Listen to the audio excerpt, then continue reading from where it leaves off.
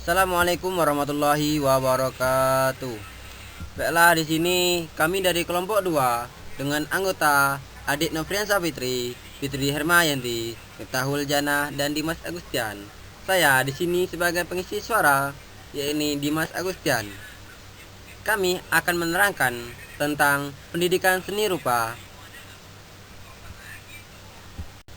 Baiklah, untuk materi yang pertama itu ada prinsip seni rupa. Pengertian prinsip seni rupa adalah ketentuan dasar yang menunjang semua unsur seni rupa agar dapat menjadi sebuah karya yang memiliki nilai seni. Prinsip dasar seni rupa terdiri atas komposisi, proporsi, kesatuan, keseimbangan, irama, keselarasan, penekanan, dan titik fokus. Dalam seni rupa terdapat prinsip seni, yaitu ada kesatuan, keseimbangan, ritme atau irama, penekanan atau aksen, komposisi, proporsi, gradasi, dan keselarasan atau harmoni. Materi berikutnya itu ada karakteristik seni rupa anak. Hasil suatu karya seni sesungguhnya sangat dipengaruhi dan bahkan ditentukan oleh pelaku seni itu sendiri. Secara umum dapat dikatakan bahwa karya seni anak bersifat ekspresif karena karya rupa mereka umumnya merupakan suatu ungkapan yang kuat, jujur, langsung berangkat dari hati, dari dalam dirinya.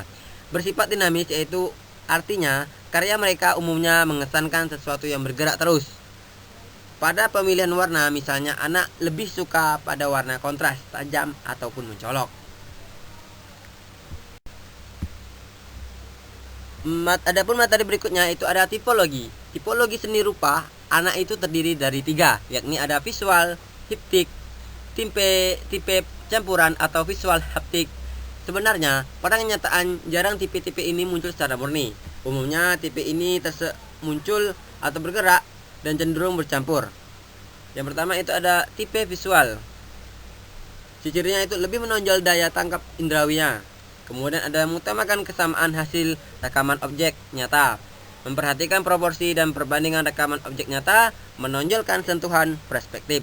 Kemudian ada tipe haptik. Tipe ini tidak berorientasi pada kenyataan, lebih mengutamakan suasana hati atau emosi atau perasaan. Kemudian bersifat sangat individual.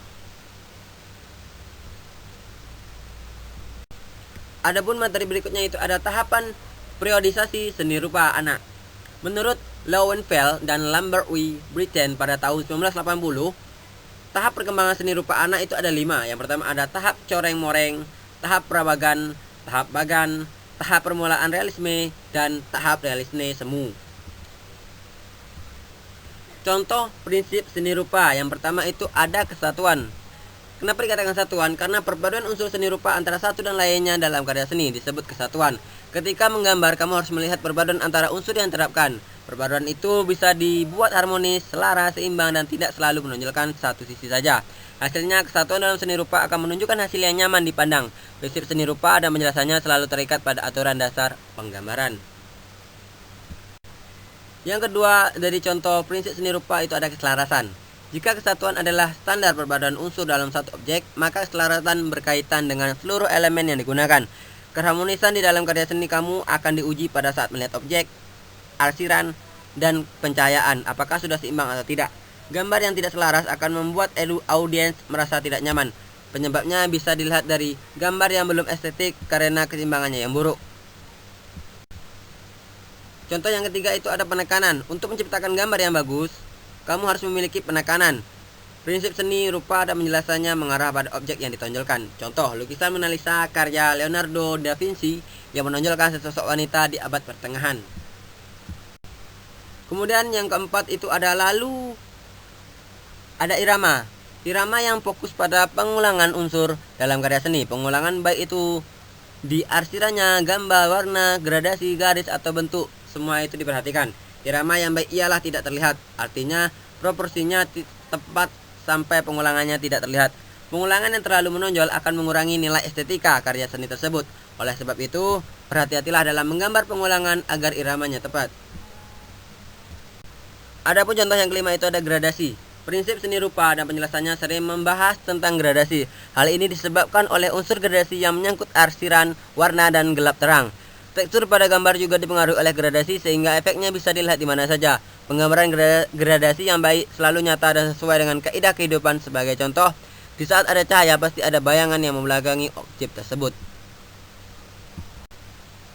Contoh prinsip seni rupa yang keenam itu adalah proporsi. Sebanding terlihat sama atau keaturan adalah bagian dari proporsi. Gambar yang dibuat dengan proporsinya pasti memiliki nilai seninya sendiri. Contoh objek yang sesuai dengan proporsi ialah ukuran kepala, tangan, kaki, dan tubuh manusia saat sedang berdiri atau duduk. Ukuran objek mempengaruhi proporsi, sehingga kamu harus memperhatikannya. Prinsip seni rupa dan penjelasannya menyangkut segala elemen yang berhubungan dengan karya seni. Adapun contoh prinsip seni rupa yang terakhir itu atau yang ketujuh ada komposisi. Terakhir, komposisi adalah elemen prinsip seni rupa yang digabungkan menjadi satu. Gambar harus selaras sesuai proporsi, ada penekanan dan menyatu agar terlihat bagus. Perhatikan irama dan gradasi gambar supaya komposisinya sempurna, baik seni rupa terapan ataupun murni. Komposisinya harus bagus agar hasilnya terlihat lebih sempurna.